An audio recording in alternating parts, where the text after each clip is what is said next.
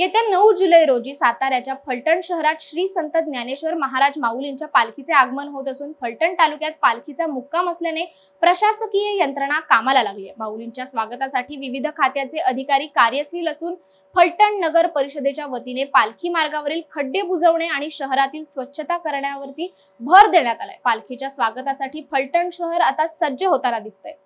आपण या ठिकाणी बघत असाल तर पालखी मार्ग जो आहे, ज्या मार्गाने संत ज्ञानेश्वर महाराजांची पालखी येते, तो पालखी मार्ग खड्डेमुक्त करण्याचं काम आमच्या मार्फत चालू आहे।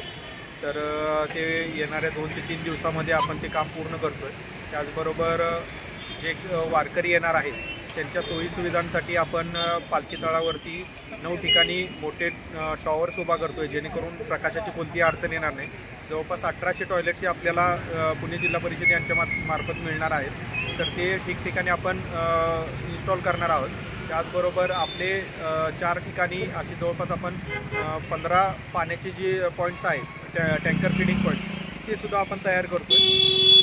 त्याचबरोबर मदत केंद्र असेल, आरोग्य केंद्र असेल, हिरकणी कक्ष असेल, यासारखे सर्व सुविधा नगरपालिकेच्या मार्फत वारकऱ्यांसाठी आपण उपलब्ध करून देत आहोत।